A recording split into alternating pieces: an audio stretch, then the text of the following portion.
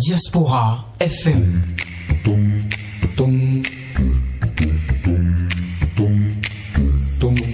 Diaspora FM, en direct de la Fondation Espace Afrique Civre de Glodibi, c'est le pied. Le point 7. Le point 7. Votre émission de décryptage de l'actualité nationale et internationale sur Diaspora FM, la 102.3, tous les vendredis à 18h, rediffusion dimanche 17h.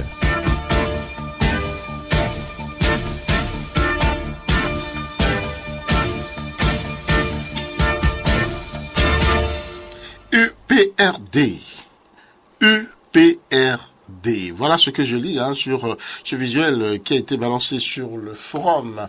Point 7, pour préparer quand même cette émission-là. Je vous livre un peu les secrets de cette émission. Point 7, il y a quand même de quelques...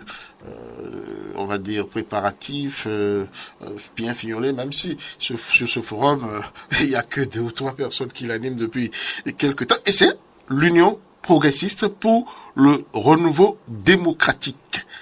Alors, Casimir Pédio, bon là, franchement, j'arrive à me souvenir de votre nom. Sinon, tout à l'heure, avant l'entente de cette émission, je l'avais oublié. Et je vous demandais à quel savon vous vous êtes lavé. J'ai bien envie de dire le palmida et de l'eau de robinet, mais j'ai bien peur que mon vis-à-vis me charge à propos. Mais bon. Je me disais quand même que vous avez dû faire un tour chez l'autre, dont on ne peut pas appeler le nom. De temps en temps, je le fais, mais aujourd'hui, je l'ai pas fait. Comme tout bon béninois. Comme tout bon béninois, je vais à l'église tous les dimanches. Et donc, c'est de ça, Peggy Ludovic, t'as pas parlé. Donc, les dimanches, je vais à l'église. Ah, d'accord. Voilà. Il y a du savon à l'église. Oui, ce que pour laver les mains, à l'eau et au savon, pour des gestes barrières, il y a de l'eau et du savon. D'accord, j'ai compris. Juliette Kitty. Donc, vous savez, ces temps qui courent, déjà que le rituel des rovis est à l'église et que tous les autres rituels peuvent vous n'allez pas pousser cette porte. Bon, attendez. Non, mais quand même. Qu'un type bontin d'Agonly soit passé voir ses parents. Il a lâché le mot. Se laver de quelques effusions protectrices à souhait avant de venir par ici où vous posez des questions bien vicieuses et qui peuvent l'amener à faire des déclarations qui lui valent, pourquoi pas, des attaques en série et de façon invisible. Comprenez? Vous voulez dire que au-delà des préparatifs dont je parlais, les coulisses sont aussi à ce niveau. Bon, écoutez, on vous dira qu'on est au Bénin.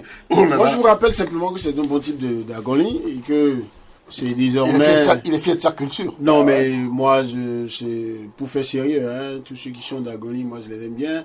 Je suis surtout heureux de savoir que quand ça me plaît, je dis, je suis de là-bas. Pourquoi? Parce que vous allez au marché d'Agonly, vous avez un bon centre qui fait face et c'est écrit le père Gabriel Kitty, le deuxième béninois à devenir prêtre, le seul à pouvoir quitter les encablures de Ouida pour aller parler de Jésus aux parents, aux ancêtres de Pédio, où il fallait pas être n'importe qui pour parler de Jésus là-bas en ce moment. Et donc, vous le rappelez aussi. Pour moi, nous sommes... que Gantin est aussi de là-bas. Voilà, et donc le célèbre Gantin... Finalement... qui est allé à ce niveau. Et donc, je ne veux pas vous dire c'est une région des illuminés. Je ne voudrais pas vous dire, tout compte fait, Pédio, il est bien des Illuminati. Si si la décharge vers vous fait oublier son nom, à vous de savoir lui demander le code. Mais non. C'est juste un effet. Je pensais qu'il allait parler des baies d'arachide, de l'huile d'arachide d'Agonly, mais bon, il m'a fait l'histoire. Dans nos raflons aussi, hein. Ah ben oui. Impossible de passer par Agonly sans prendre ses cuicui. Ouais. D'accord. Allez, moi aussi, je suis quand même d'une manière ou d'une autre d'Agonly, puisque je mange Agonly. J'espère que vous comprenez aisément. Je parlais donc de UPRD, cette fusion redoutée ou tant annoncée. Jusque-là, c'est pas une réalité. Le week-end dernier, on a pensé que le mariage serait célébré. Malheureusement, on doit attendre. Alors, on doit attendre, je ne sais pas encore pour combien de temps encore, mais ce que j'ai remarqué, vous l'avez dit à l'entame, Julie Kitty nous a envoyé donc ce logo-là, à couleur dominante arc-en-ciel. Le baobab. Et Chacun puis, y voit ce qu'il- arc-en-ciel, en fait, le baobab qui donne l'impression de donner naissance à l'arc-en-ciel. De toutes les façons, les deux semblent vraiment, s'épouser. Et Sur du fond sur jaune. du fond jaune, on va dire souligné de rouge. De rouge. Et bon, la couleur noire qui vient se prêter donc À à l'écriture. Ouais. Alors, et tout ceci dans un cocktail officieux, parce que jusqu'à présent, aucun acte officiel n'a annoncé donc ce que nous sommes en train de dire. Et pire encore, c'est les réseaux sociaux, c'est pas les canaux donc Officiel du classiques parti. du parti qui annonce donc cela. Donc, c'est une information que nous devons prendre avec beaucoup de réserve. Cependant, il y a quelque chose que nous avons vu, vous le disiez tantôt, en début donc de semaine, où les leaders donc de ces deux partis se sont retrouvés quelque part donc à Porto, au détour donc d'une visite d'amitié, de courtoisie au leader donc des Choco Choco, et donc on a commencé par voir cela. Ce qui me fait douter un peu donc de la pertinence donc de ce mariage annoncé là, enfin du logo que nous avons depuis donc quelques heures. C'est la qualité très peu professionnelle donc du baobab, le baobab qui a été saccagé donc sur le logo. Connaissant donc le chantre donc des Choco Choco ou l'Union progressiste, connaissant donc leur savoir-faire en termes donc de Photoshop, je doute très fort que ce soit un travail de qualité des acteurs donc de ce parti-là qui soit ainsi présenté à l'opinion publique. Cependant, j'apprécie ici à sa juste valeur l'activité poétique qui désormais caractérise le nouveau parti qui va voir le jour certainement d'ici à là, parce que moi je ne crois pas à une fusion. Vous l'avez dit, Union progressiste pour un renouveau démocratique. Pour le renouveau démocratique.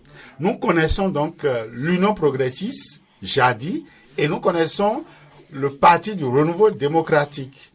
Maintenant, un monsieur a certainement travaillé sur donc la qualité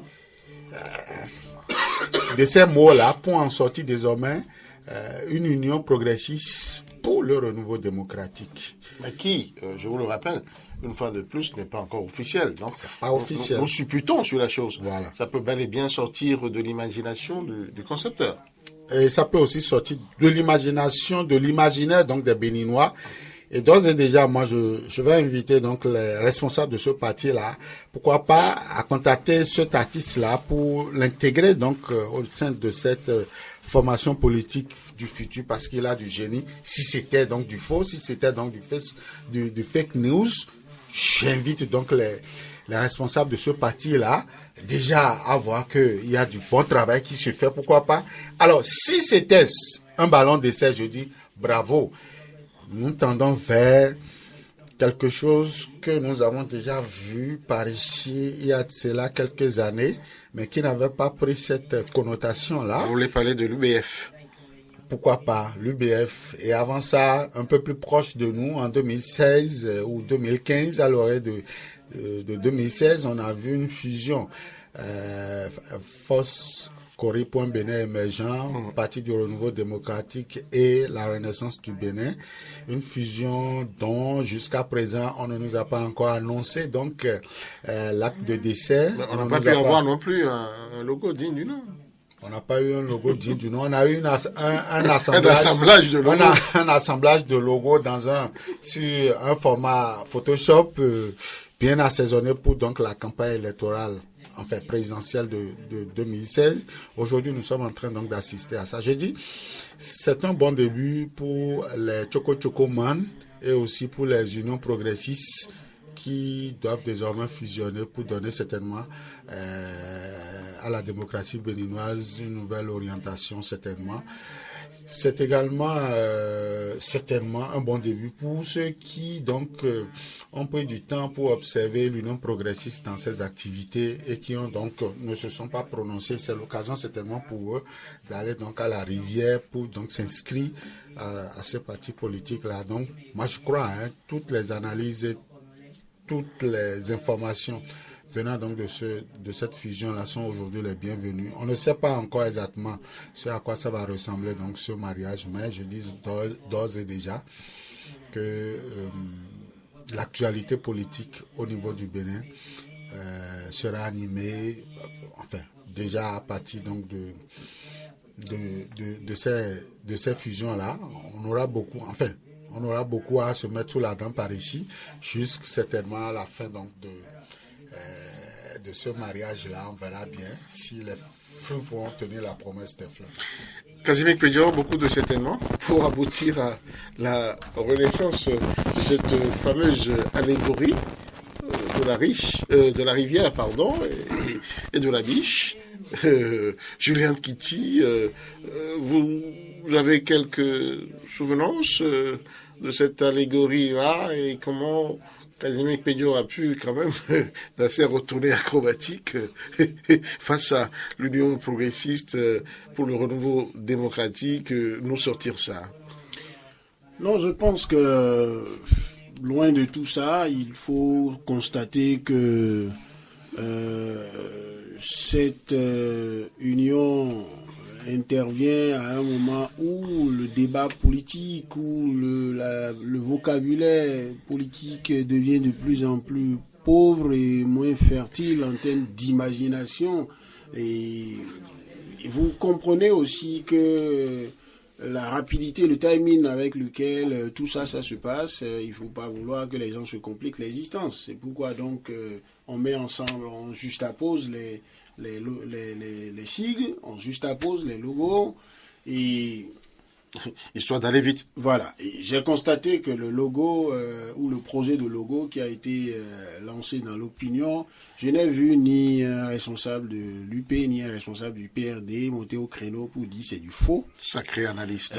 Pour moi, je l'y attendais. Pour moi qui me passionne, qui m'étreint à comprendre, vivre les méandres de la communication politique, voire sa part de sorcellerie, je pense que ça a été fait exprès. C'est un ballon d'essai. Pour voir, je suis sûr qu'il y a des gens qui sont payés pour compter le nombre de commentaires, pour compter l'orientation des... C'est-à-dire qu'on veille au grain. Pour voir comment si ça peut être accepté. Parce que il y a certains qui avaient répété le P qui est dedans pour que UP ait son P et que le PRD en ait le sien. D'accord. Et ça allait faire UPPRD. Et bon, certainement que là, ça a évolué pour dire, mais nous pouvons mettre un facteur, un P. Mais comprenez que si nous allons parler de couleurs, que déjà il y a un fond jaune. Vous voyez, le vert du baobab est déjà un tout petit peu en souffrance. Mais bon, on le voyait encore mieux. Mais qu'il y ait 1, 2, 3, 4, 5, 6, 7 couleurs de l'arc-en-ciel qui s'y ajoutent, pour ceux qui savent faire dans du graphisme, ils vont vous dire que ça n'est pas facile pour que le vert continue d'être suffisamment dominant. Heureusement que dans l'écriture du sigle, on a opté pour le tout vert. Donc que ce soit le logo définitif ou pas, j'ai envie de vous dire, pour pousser loin mon outrecuidance à interroger le travail de communication visuelle qui a été fait.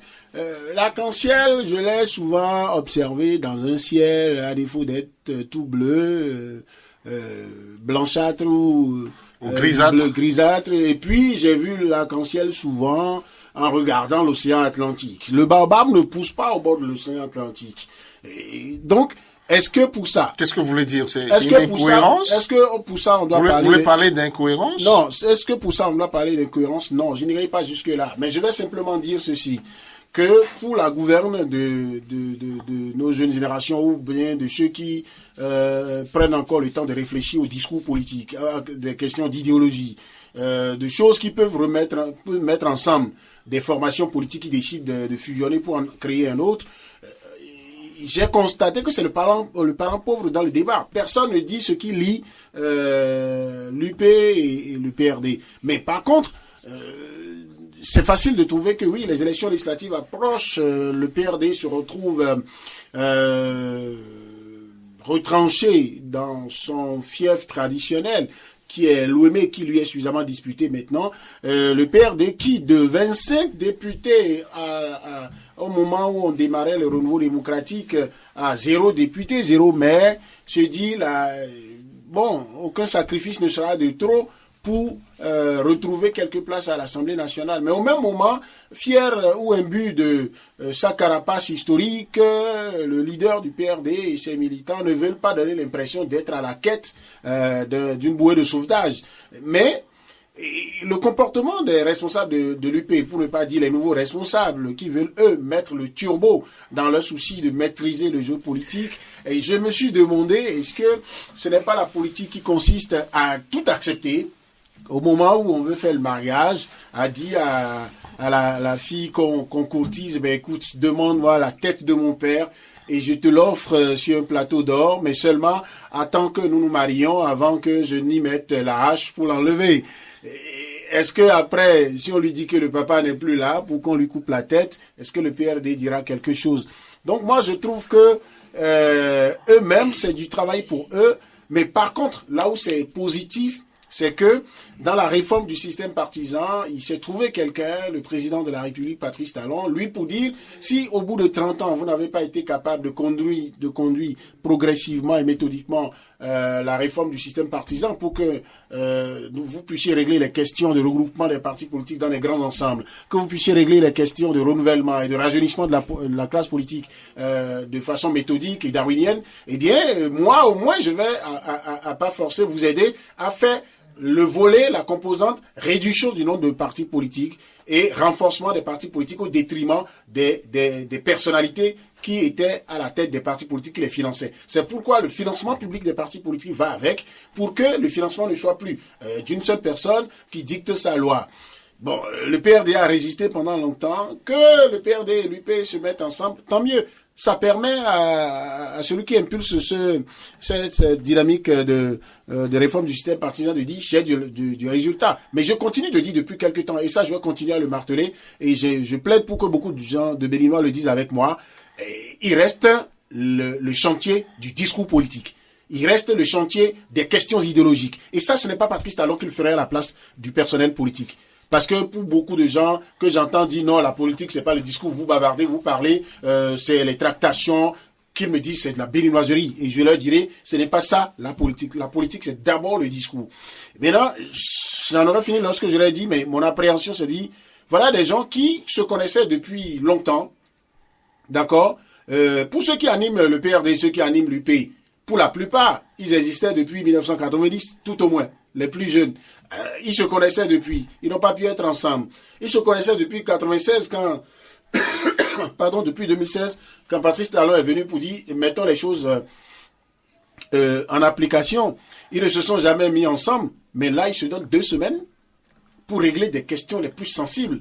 C'est-à-dire que le PRD devra convaincre toutes ses bases de ce que, ouais, c'est ce qu'il faut faire. L'UP, forcément, de même. Après, le PRD va faire un congrès.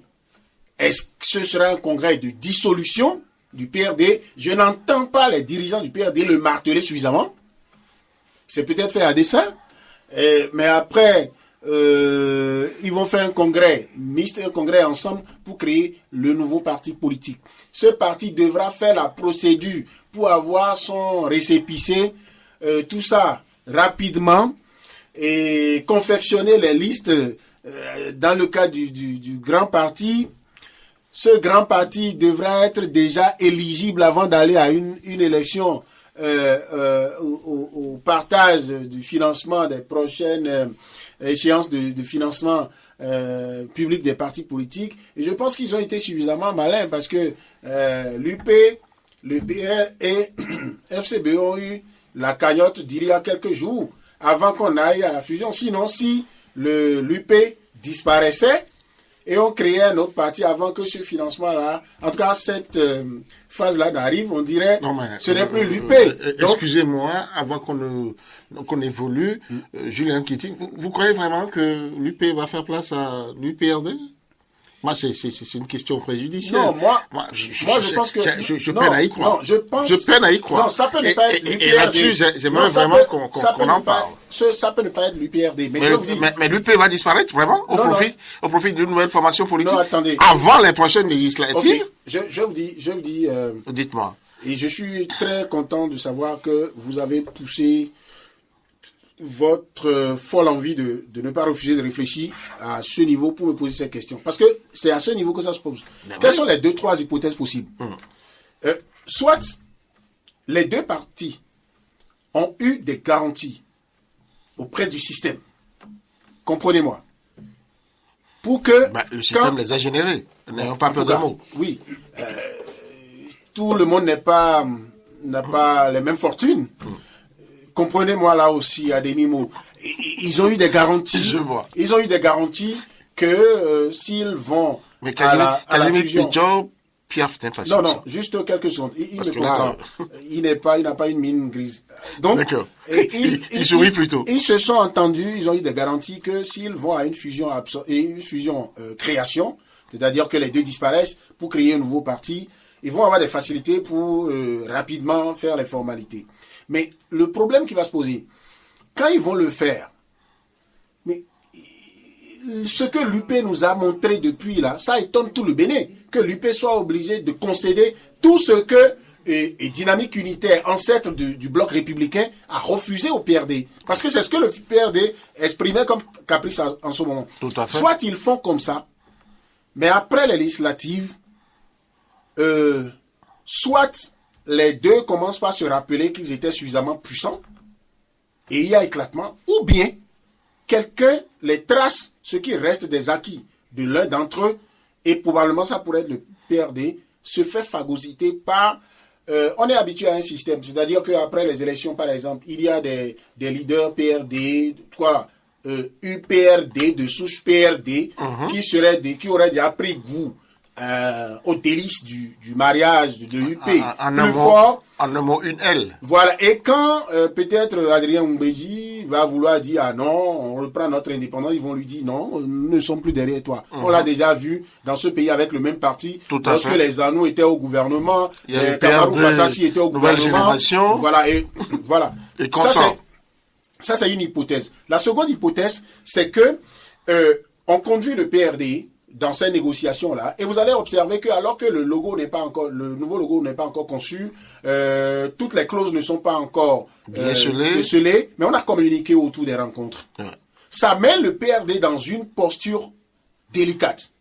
Si le PRD tente... Obligé d'accepter. Très bien, si le PRD tente de se rétracter tout de suite, ça va être très mauvais pour son image. Ils vont être présentés comme des capricieux, des éternels capricieux. Comme d'habitude. Et ça, à l'approche d'une échéance, c'était pas déjà facile pour eux d'envisager, d'espérer les 10%, mais ça va être plus compliqué. Donc, ils vont être un peu coincés, ils seront dans la triste obligation d'accepter. Dans ces conditions, dans cette deuxième hypothèse, ils pourraient se retrouver à la veille de la concrétisation de l'accord avec la remise en cause d'un certain nombre de caprices qu'ils ont. Par exemple, le logo que vous êtes en train de voir là, c'est pas exclu que, par exemple, au dernier moment, une voix tombe de quelque part pour dire, bon, ben, alors que toute l'opinion a déjà reconnu, le PRD a déjà sensibilisé ses militants pour dire, nous avons accepté, allez-y. On dit, bon, non, on peut plus mettre arc-en-ciel au complet, on ne peut plus mettre ça comme ça, venez d'abord et on fait autrement. C'est une hypothèse. Et la toute dernière hypothèse, c'est que les deux partis font les négociations, ils font leur congrès, ils font tout ça, et au dernier moment, ils viennent vous dire, voilà, la décision qui est prise, c'est que le PRD disparaît au profit de l'Union progressiste. Et le moment où ça va intervenir, je ne veux pas être l'oiseau de mauvaise augure, hein, qu'on s'entend très bien. Le timing serait déjà pratiquement à échéance. On ne pourrait plus rien faire. Et donc, à partir de ce moment, et on connaît les négociations politiques, et donc le PRD serait déjà coincé. l'un dans l'autre, je dis, ce qui me préoccupe, moi, je vais vous le répéter ici, c'est bien, on fera ça pour aller aux élections, même après les élections. Oui, que devient le discours politique? Que devient l'horizon? Est-ce que nous sommes en train de construire? Restons quand même, si vous le voulez bien, sur, l'opérationnalité, si vous m'excusez ou vous m'autorisez le thème de la chose. Vous pouvez vous distribuer cette licence, vous savez, c'est pas un problème. Alors, est-ce que vraiment, l'horizon est toujours flou à mon niveau, à moi. Je ne sais pas si Casimir. Bon, c'est d'ailleurs avant de je vais laisser le micro à Casimir. Parce que juste après avoir dit que retenez que l'action politique ne trouve sa valeur aussi que dans la capacité à sortir de l'horizon flou, la fumée qui permet d'avoir de bonnes actions. Si tout était facile, vous n'auriez pas trouvé de l'expertise dans ce qu'ils font. Joseph Diogbenou, c'est pas un petit garçon. Adrien Oubedi, on va y arriver parce c'est bien prévu pour parler de son leadership en fait à ce niveau. Mais là, Casimir Péjo, l'horizon n'est pourtant pas aussi clair à partir de 3 hypothèses énoncées par Julien Kitty tantôt. Est-ce que vous voyez le PRD se fondre, et là c'est l'hypothèse la plus plausible que moi j'entrevois, et pour que l'UP puisse aller valablement aux élections, parce que vous n'êtes pas sans savoir quel est le calvaire ou le chemin de croix à parcourir pour obtenir le récépissé pour le nouveau parti qui va naître, afin d'avoir quand même tout ce qu'il faut pour pouvoir être éligible pour les élections législatives. On a vécu tout ça ici avec tous les nouveaux partis qui sont arrivés, même l'Union progressiste et le BR qui, semble-t-il, avaient en son temps les faveurs, on va dire, du temps et de l'époque. Oui. Est-ce que vous voyez, pour moi, l'horizon... Est-ce que vous voyez le PRD directement disparaître au profit de l'Union progressiste avant les élections législatives? Et c'est justement ça l'information, si je me réfère donc au métier de journaliste, c'est justement ça l'information capitale ici que véhicule donc ce mariage-là. C'est l'élément essentiel. Ce n'est pas donc le rapprochement de l'UP vers le PRD qui est l'information. C'est le fait donc que le PRD veuille donc accepter ce mariage qui est ici l'information véritablement capitale. Et tout l'enjeu donc de cette fusion tourne autour du PRD aujourd'hui. Et moi je dirais l'horizon est véritablement propice pour le PRD pour cette aventure-là. Mais attention, il y a des risques. Il y a des risques énormes. Vous voyez, de notre système démocratique engagé depuis les années 1990 jusqu'à aujourd'hui, c'est le seul parti politique, à moins que je me trompe, qui a résisté à toutes les tempêtes politiques, économiques et sociales jusqu'à aujourd'hui. Le PRD... Il a été lessivé. Voilà. Il a été déchiré. Il reste quand même... Il est descendu de son piédestal. Aïe, aïe, aïe. Mais attention, il a été fragilisé. Vous n'avez pas pu vous empêcher. J'ai tout fait, mais le mois est venu. Pendant ce temps, Julien Petit se permet la licence du blé ukrainien. Aïe, aïe, aïe. Du pain, en fin d'émission. Bon pain. En tout cas, il faut le faire. Allez-y. Et donc, c'est le seul parti aujourd'hui, que vous l'aimez ou pas, vous reconnaissez que c'est le seul parti qui a résisté à 30 ans de vie démocratique, à plus de 30 ans de vie démocratique, c'est le PRD seul. Sinon, les autres se sont fait phagocyter, même l'UDBN a disparu au profit donc du BR. Et donc, on en parlera tout à l'heure. Et donc, vous voyez aujourd'hui le PRD, après donc les différents mariages avec toutes les formations politiques, que ça soit du pouvoir en place, c'est-à-dire de la mouvance, ou de l'opposition à elle-même formée. Je veux parler de la renaissance du Bénin. Le PRD, à chaque fois donc que cette union a été possible, a toujours prononcé le divorce en catimini et a retiré sa mise, ses actions et a continué son chemin.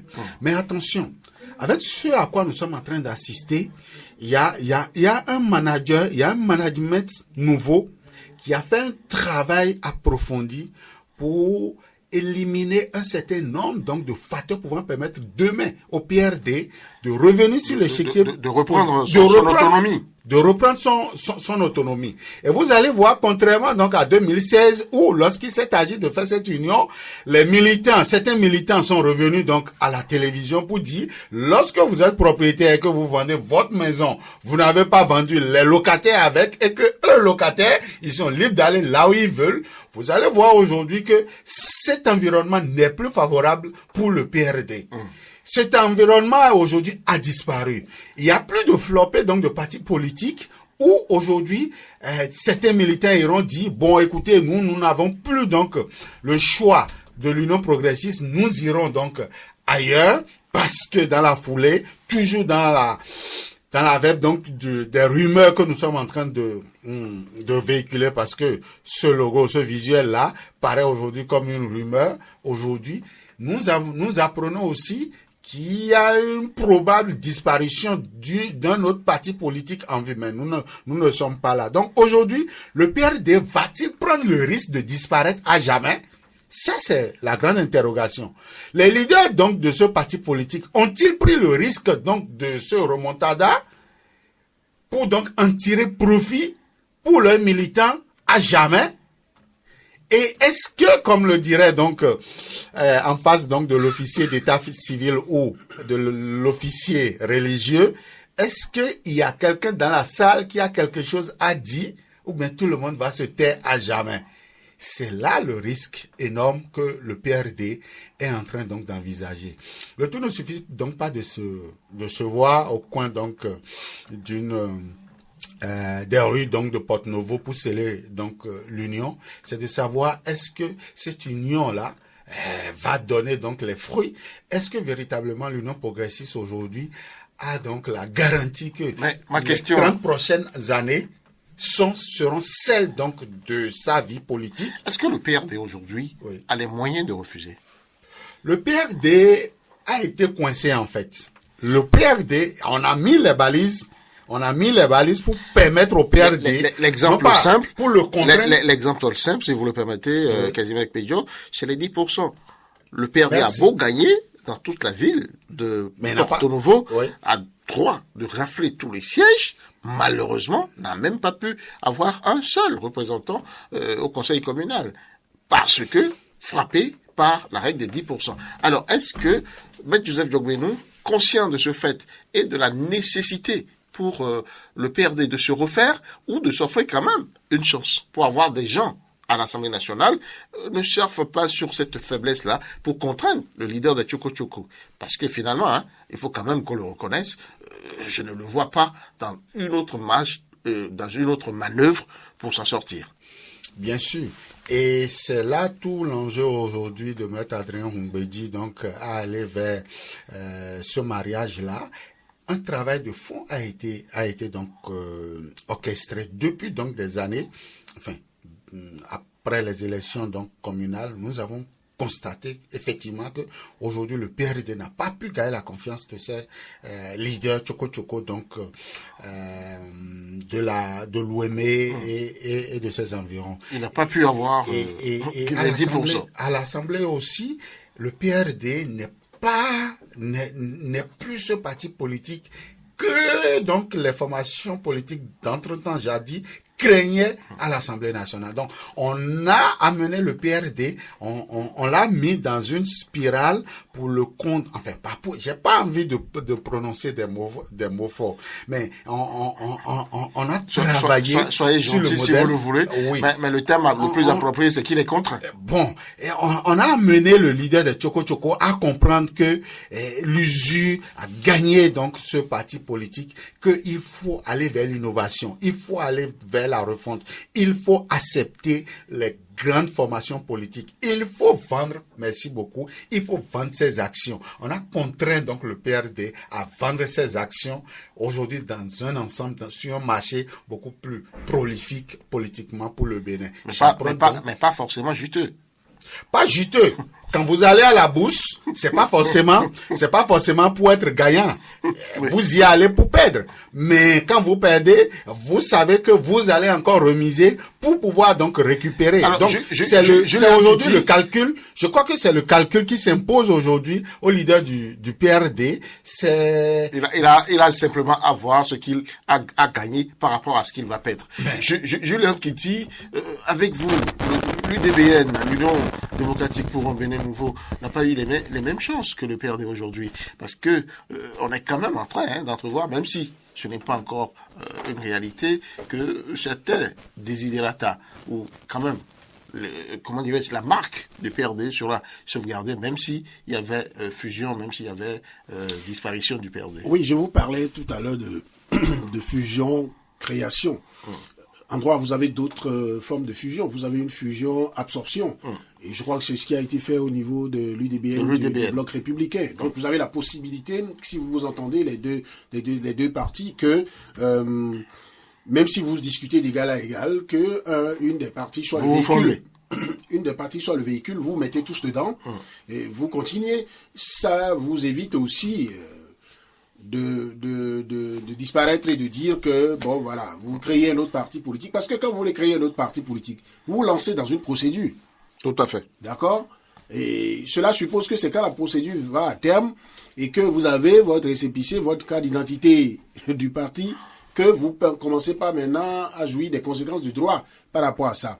C'est pourquoi tout à l'heure, lorsque j'émettais des hypothèses, je vous ai dit, dans l'hypothèse où les deux partis vont se mettre ensemble, vont disparaître pour créer un autre, c'est qu'ils ont des garanties que la procédure ira très vite parce qu'ils ont besoin que le nouveau parti existe juridiquement avant de commencer, avant qu'un seul militant ne puisse agir avec les attributs de ce parti. Mais à ce niveau, même si on leur donne des garanties, on sait qu'il y a des tests qu'il faut respecter. Et les tests organisent les choses dans des délais. Oui, attendez. Et dans ces délais-là, est-ce qu'il y a possibilité de les raccourcir? Il y a possibilité de les éluder? Attendez. Vous n'allez pas me pousser à me rappeler, dans ce pays qu'il est arrivé, que le ministre de l'Intérieur a dit que si on devrait regarder à 100% les tests, que aucun parti ne serait éligible à aller aux élections législatives de 2019. Mais on y est allé. Il est déjà arrivé dans ce pays que sous Kérékou, qu'il y ait que la loi a prévu qu'il faut faire 2 semaines de campagne entre 2 tours et que les Béninois se sont entendus pour dire on fait 3 jours, on fait 4 jours parce que on est coincé, on est dans des les Béninois ou le chef de l'État? Non, attendez. Non. Faut être bien précis. Non, l'exemple que je vous donne. C'est le président Kérékou qui a dit, quel que soit Alpha, moi je veux le second tour à telle date. Non, s'il vous plaît. Après que la Sénat même, qui a été habilité à organiser l'élection, elle dit on peut aller à 15 jours, je crois, ou bien à 10 jours. Non, vous-même, vous avez dit, Mathieu Kérékou a dit en ce moment, dites-moi, les lois ne disaient pas que ça tenait la Sénat et ça tenait toutes les institutions. Je me rappelle bien le rassemblement que Albert Tévoué avait organisé à ce moment. Il était prêt, il était allé jusqu'à dire, si cela... parce qu'il y avait 2 problèmes, il y avait des contraintes de temps pour organiser le deuxième tour, et il y avait des questions de financement aussi, et il avait dit les Béninois étaient prêts à se cotiser de l'argent, quelles que soient les tendances pour le faire. Et Mathieu Kérékou il suffisait pas que Mathieu Kérékou l'ait dit en ce moment, et que tout le monde marche. C'est pour dire que les Béninois se sont entendus. Permettez-moi de vous le redire, le chef de l'État d'alors a bel et bien dit, c'est moi, compte tenu, en tout cas, que la Constitution a responsabilisé pour convoquer le corps électoral.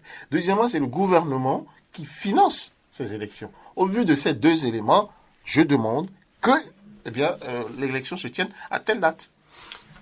Là où je vous conteste, il n'y avait pas que Mathieu Kérékou. Allons-y. Non, il n'y avait pas que Mathieu Kérékou, parce qu'il y avait Mathieu Kérékou, président de la République, investi chef du gouvernement. Non, chef du gouvernement. Chef de l'État. Mais il n'est pas investi de tous les pouvoirs. Jusqu'aujourd'hui, ça n'a pas été le cas.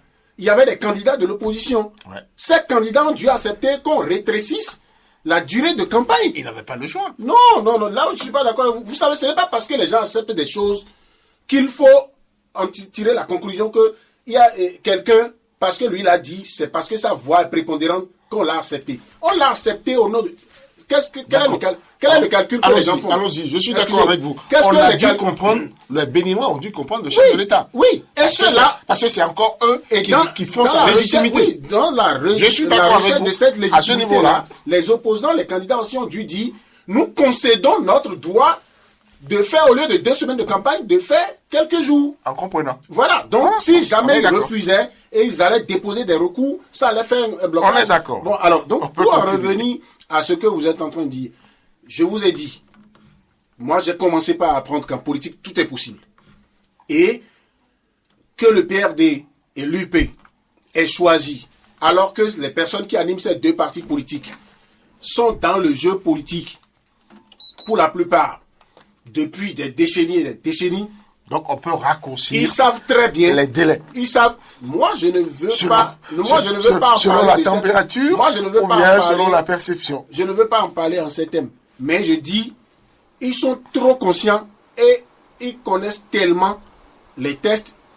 Les dirigeants, les premiers responsables des 2 formations politiques là aujourd'hui là, c'est des juristes de haut niveau. L'un est agrégé en droit.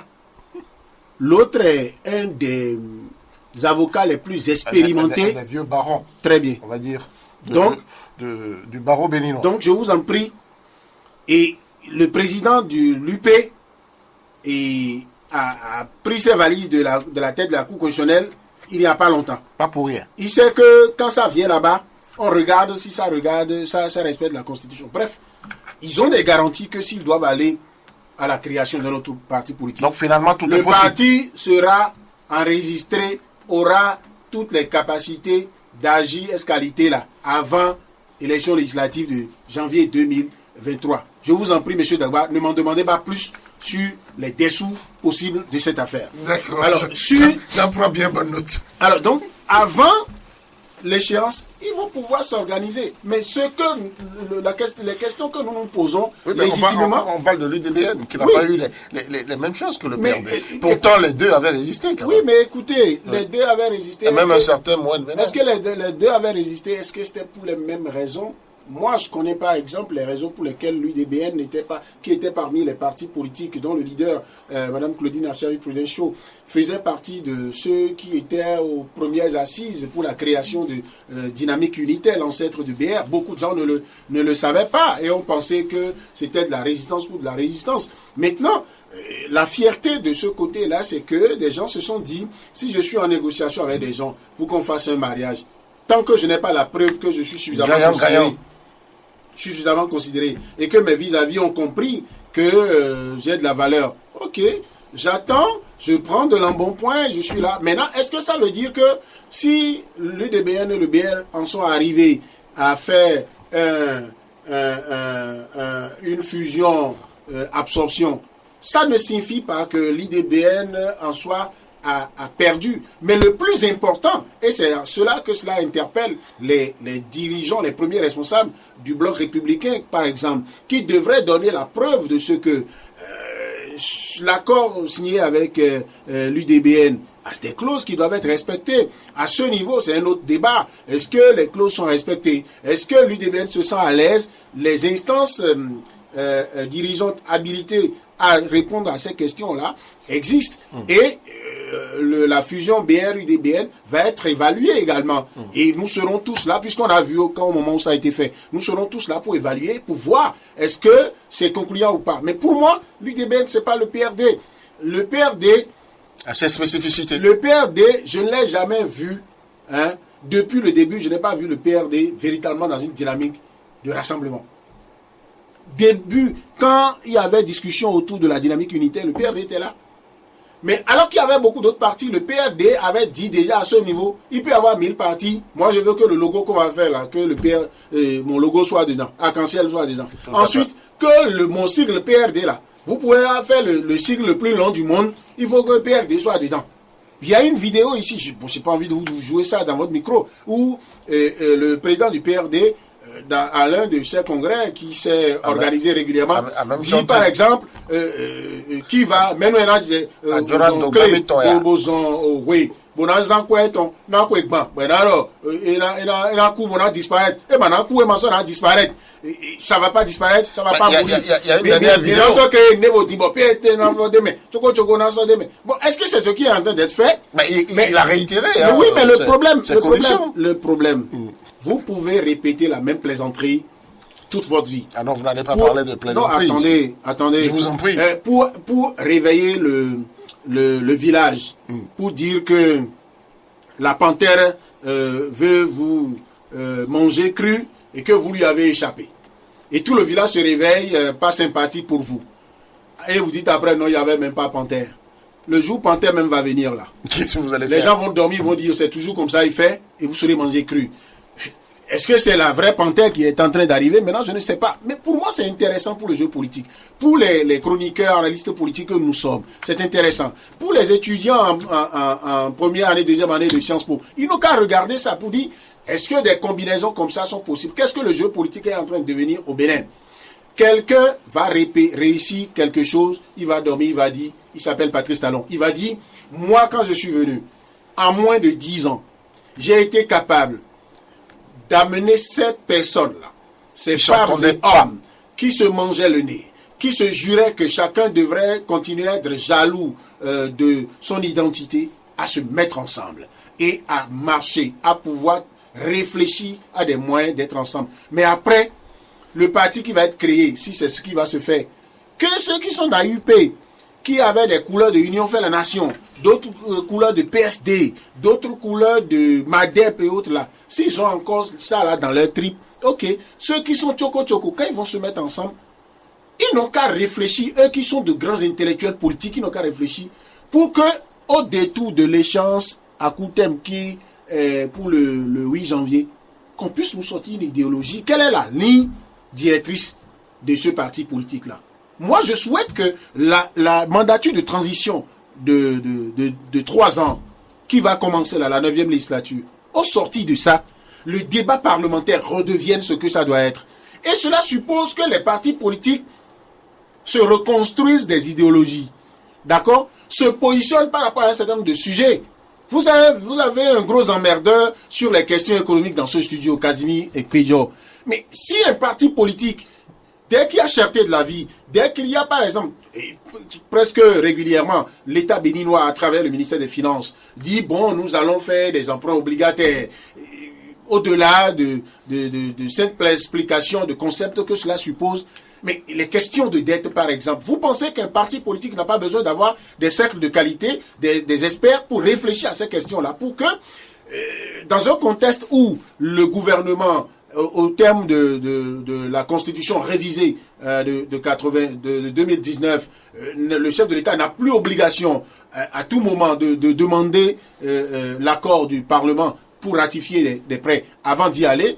Mais si par exemple un opposant se lève pour dire on emprunte de l'argent en notre nom, on veut comprendre ce qui se passe. Mais est-ce qu'un parti politique est capable de dire selon mon idéologie, je trouve que cette manière de gouverner là est bien? La manière dont le social est fait. Si nous avions des partis politiques, vous n'avez entendu que le Parti communiste sur les questions là, même si eux, leur extrémisme exagéré là, fait que, bon, ils deviennent à la marge. Sinon, est-ce qu'il y a des partis socialistes dans ce pays? Eux là, ils ont des concepts sur comment le social doit se faire. Comment l'humain doit être au cœur de l'action. Patrice Talon, c'est pas un magicien, ce n'est pas un demi-dieu. Lui seul ne va pas réfléchir à tout à notre place. Alors, donc je pense qu'il réussit au moins. Il réussit que le PRD peut aller avec l'UP et ça peut être même un parti qui a combattu PRD toute la vie, qui les rejoint. Au moins là, on va avoir moins de partis que 259, 260. Et Patrice Talon aurait réussi ça. Mais après, idéologie, discours politique, c'est sur ça on va se donner rendez-vous au Carrefour parce que moi personnellement et d'autres Béninois avec moi, on va titiller le personnel politique sur ce plan et je suis sûr vous monsieur Dagba, vous allez nous y accompagner parce que on n'est pas en train de voir le discours politique, on est en train de voir des rassemblements de survie. Mais Julien Kitty, je ne veux pas alimenter votre développement de la chose. Je dois me retourner vers Casimir Pidjon, mais je suis un peu, comment dirais-je, dubitatif face à la réalisation de ce vœu qui vous est si cher. Parce que vous venez vous-même de le dire, en politique tout est possible. Aujourd'hui, c'est très facile de voir deux extrêmes dans leur position se réunir, et ceci est possible en politique. Des mariages, on va même dire incestueux, parce que l'un qui vouait l'autre aux gémonies, eh bien, le retour, et puis on nous sert même, le ferment, comme si, ceux à qui on fait boire ça sont quand même des demeurés. Bon, je vais arrêter là la qualification. Alors, Casimir Pidjon, au-delà du tout, l'émission va finir, mais on continue quand même de voir en attendant, et bien sûr que l'émission finisse, le leadership de Joseph Jobbenou dans tout ceci.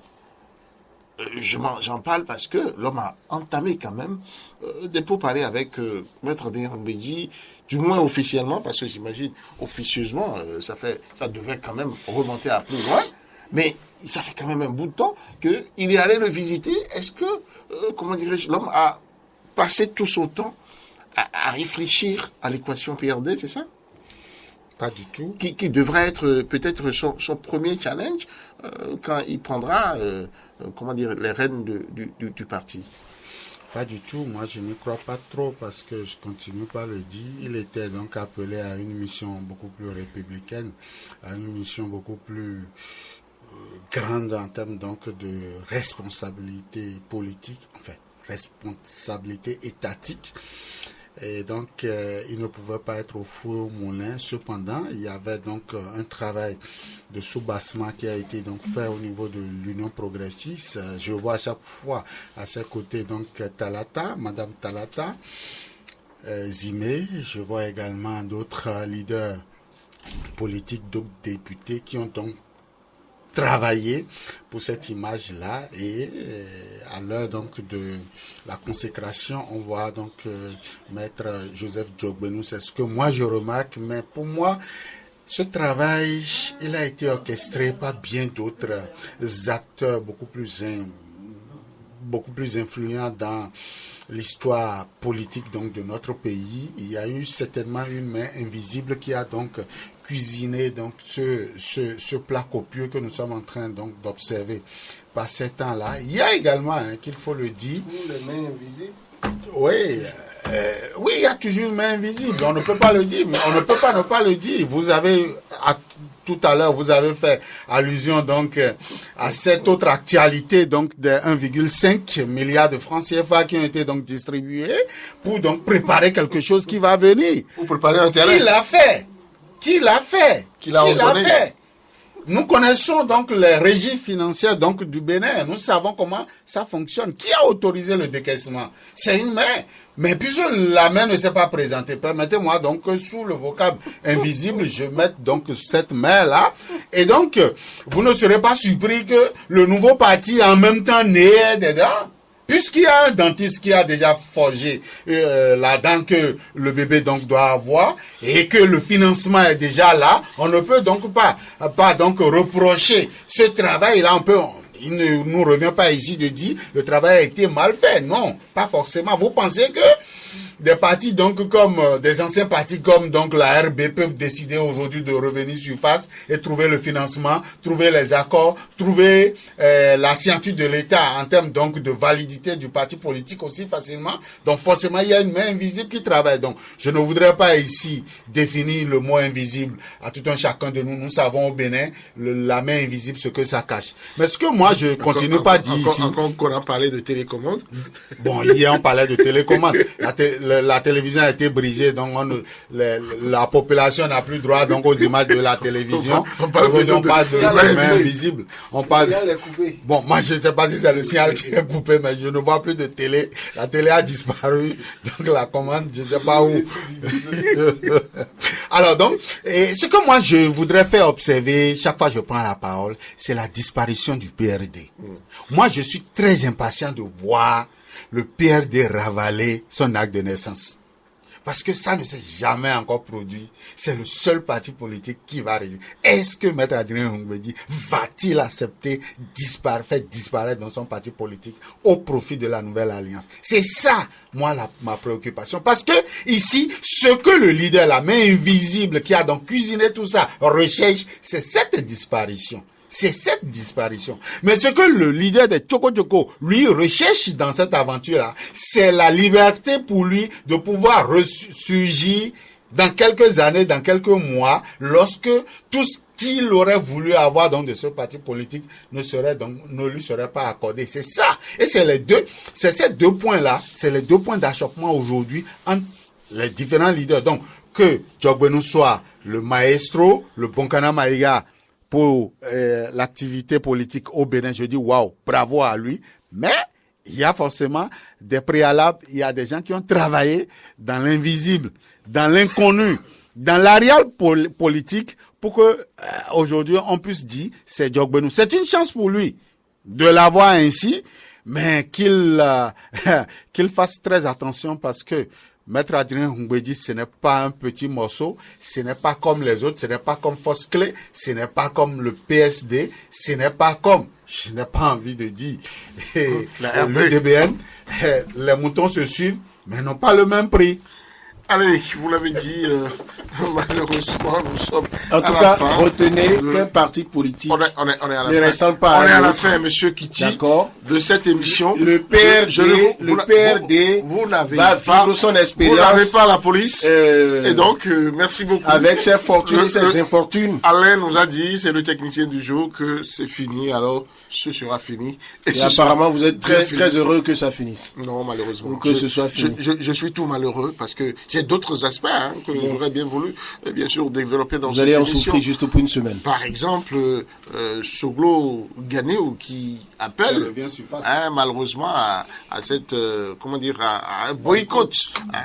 Est-ce que ce cri de Là aussi, c'est de la cœur sera stratégie. entendu? C'est de la stratégie avancée aussi. De la stratégie. Vous pensez? Parce que vous ne voyez pas son père dans un autre rôle. Ah ouais? D'accord? Lequel? Vous ne voyez pas le père en train de consacrer le rapprochement et lui qui joue les durs à cuire. Bon, que vous le retrouviez, lui, demain, en train de bénéficier du rapprochement consacré par son père, tout au moins vous le regarderez comme un garçon à qui on a fait appel et non qui a fait la couverte. Le père est en train de négocier radieusement le retour de l'aîné.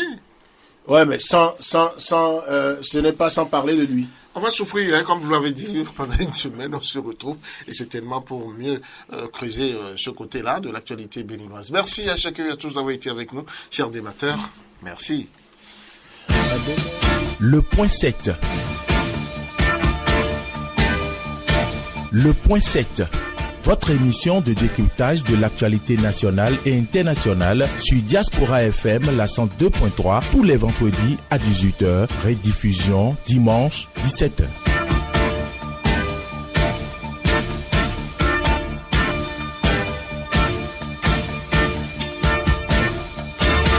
Diaspora FM.